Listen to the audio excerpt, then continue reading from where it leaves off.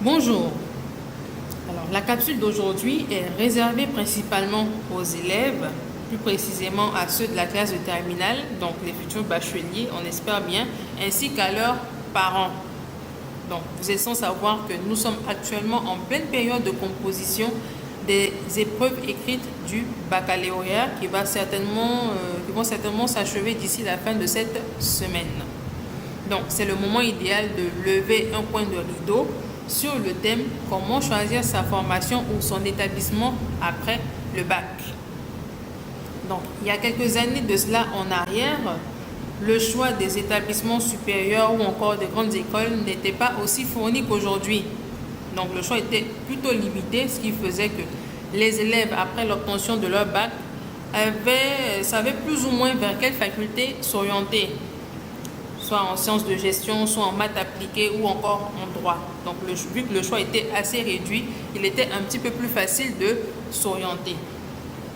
Contrairement aujourd'hui où, avec la multiplication des formations en local ou à l'étranger ou encore des établissements universitaires des grandes écoles, c'est tout à fait normal que les élèves et leurs parents aient un peu de mal à s'y retrouver. Déjà, la chose à ne pas faire, c'est de choisir sa formation par suivisme ou encore par effet de mode. Donc, nous allons parcourir ensemble 5 points qui vont vous permettre de choisir la bonne formation ou le bon établissement et qui vont surtout augmenter vos chances de trouver un emploi à la fin de vos études. Parce qu'à la fin de la journée, il faudra se poser la question de savoir est-ce que la formation ou l'établissement que je vais choisir va me permettre de trouver un emploi facilement à la fin de mes études. Alors, en premier point, il faudra dès à présent définir précisément l'objectif professionnel à atteindre à la fin de vos études. Ça peut être par exemple devenir directeur financier, devenir astronaute ou encore pilote. Donc, ce sera à vous de définir l'objectif professionnel final dès à présent.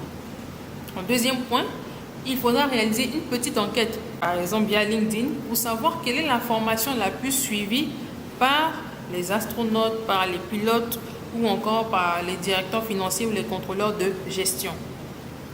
Vous allez découvrir par exemple que 50% des contrôleurs de gestion sont passés par tel ou tel établissement ou encore par telle ou telle formation.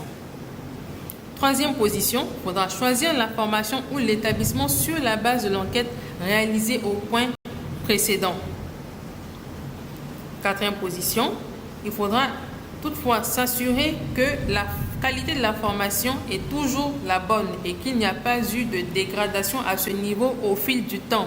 Alors, est-ce que l'établissement ou la formation que vous avez choisie est toujours aussi qualitative? Donc, en dernière position, s'assurer que l'établissement dispose d'un accompagnement à l'insertion professionnelle de ses étudiants.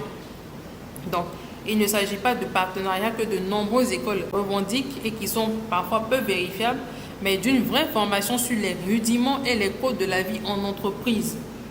Donc, en gros, il faut s'assurer que le service à l'insertion professionnelle des étudiants fonctionne et qu'il est surtout efficace. Donc, nous espérons que ces 5 points vont vous aider à choisir correctement votre formation ou encore votre établissement après l'obtention de votre bac. Merci.